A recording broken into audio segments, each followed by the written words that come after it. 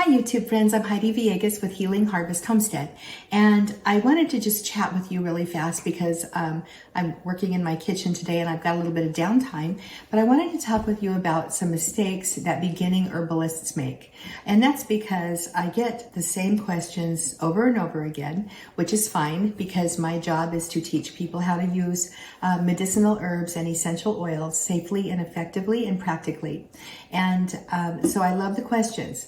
But I thought I would do a YouTube video because I see some of these mistakes happening over and over again, and there's no reason for it. Mistakes are good in a sense because they create a learning experience for you.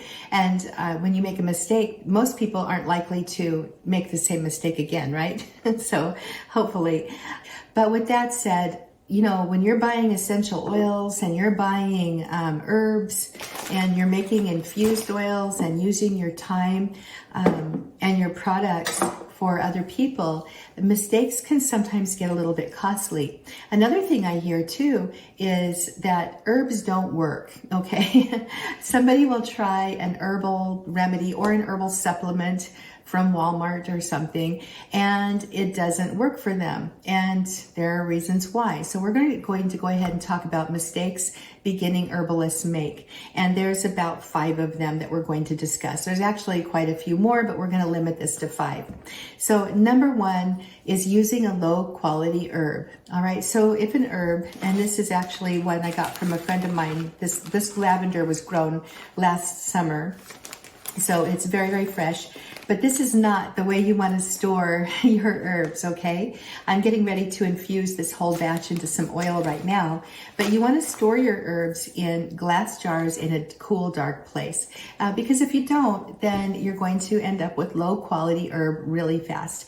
Another thing is when you buy your bulk herbs, be sure that you're buying them from a reputable company. And I'm going to say this, if you can grow your own, that's number 1 best.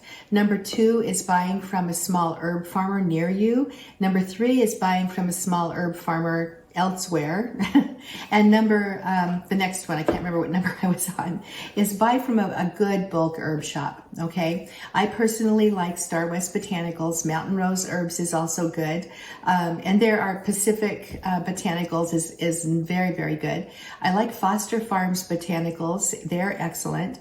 So, you know, look for those bulk herb stores and you can check one. If you want to know a local herbalist near me, who's over here in Troy, Idaho, that's Reverie Farms LLC. If you look that up on Google, and I'm not an affiliate, but I feel strongly about supporting the small herb farmers. So anyway, that's the one thing. If you're dealing with low quality herbs, which are older or they're just, you know, not harvested at the right time, when there's a whole lot of reasons, then you're not going to have an herbal product that is really helpful for you. The second mistake that many herbalists who are beginning make is using the wrong solvent for the herb. So the solvent in an herbal preparation is the matter in which the herbs sit and release their constituents, okay? And then we use it. So in this case, this is going to be a tincture or a tonic for digestion and liver health, liver support.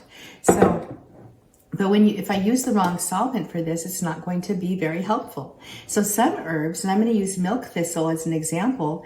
Milk thistle has a chemical called silymarin that does not extract in water. So you guys, if you're looking for a liver supporting tea, please read the ingredients in the tea stores on those old boxes. And by the way, they're old too. I can pretty much guarantee you those are very poor quality herbs in the boxes in the grocery store. But anyway, if you see milk thistle on a tea box, it's not going to work for your liver because that chemical silymarin is not soluble in water. All right.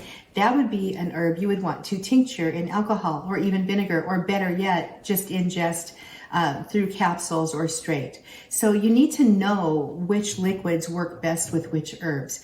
If you are wanting to use nettle and dandelion leaf for the high mineral and nutrition content that they contain, then you want to use water. Water is the best solvent to obtain the nutritional value from those herbs. If you put them in alcohol, alcohol doesn't extract minerals. So you can see if you're a beginning herbalist and you're just thinking you can tincture everything, no, you can't. And then there's the strength of the alcohol to consider too.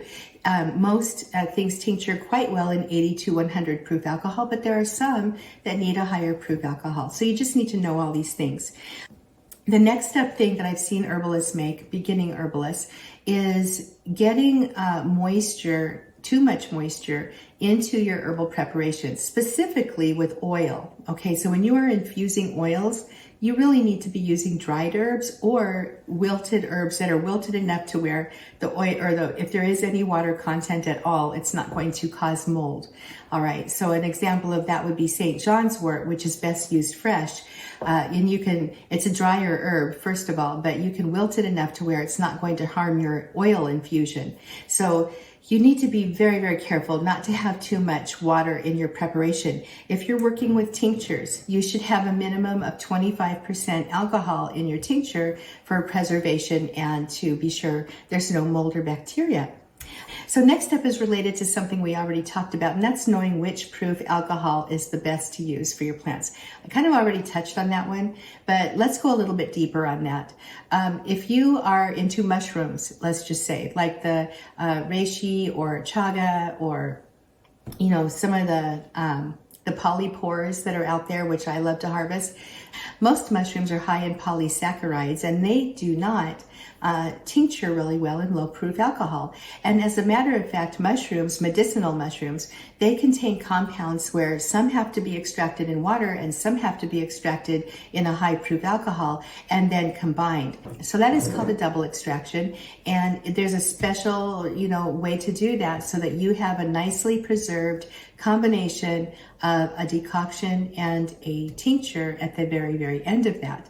Because if you don't do it correctly, it's worthless, right? I mean, there's no point. So you do need to understand which is the best alcohol to use for specific herbs. Most tinctures are fine with 80 to 100 proof. Just know that. And then finally, if you are making a decoction or simmering your plants or making elderberry syrup on the stove and you're just simmering it, cooking your herbs too long can be a terrible idea because you're degrading the herb.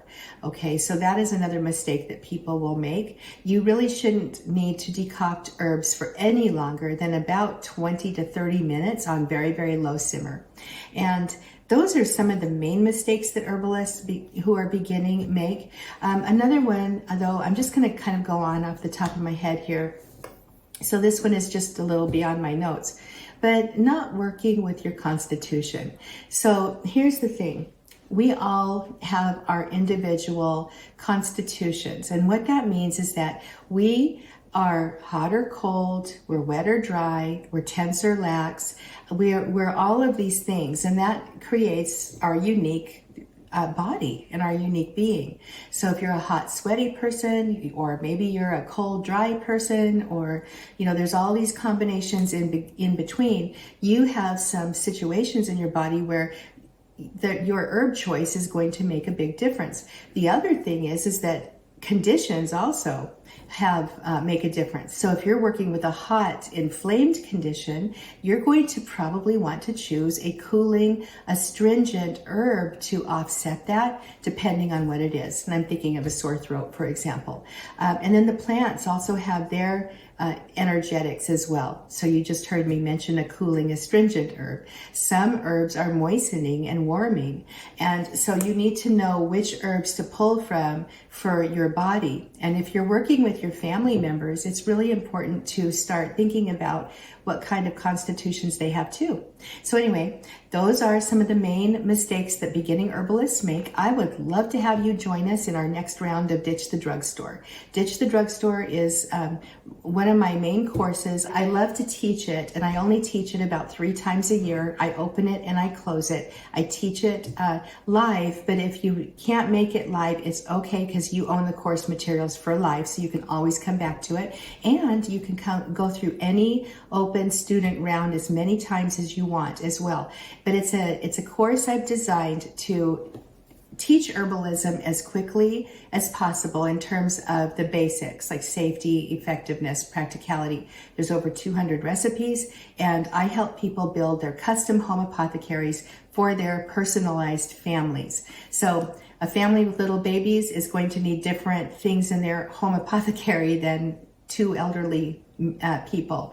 An extended family of many people is going to need very, very different things than a family of one, for example. So I help people do that. And that's what Ditch the Drugstore is, and it is amazing. So I hope you'll take a look. I'll put a link in the description below so you can take a look at the information page and get on the wait list if you're interested, and would love to see you in the next round. It's coming up in the early spring, okay? All right, I'm Heidi Villegas with Healing Harvest Homestead, and it was fun talking with you about this. If you have any questions about using herbs or essential oils at all, go ahead and leave a comment in the description. I think I'll make mistakes beginning aromatherapists make too, because essential oils are pretty extreme and you do need to know what's going on with them as well. Anyway, I hope you enjoyed this quick little chat, and I will talk with you in the next video. Please subscribe if you enjoyed this, and I've got free gifts in the description. All right, I'll talk with you later. Bye-bye.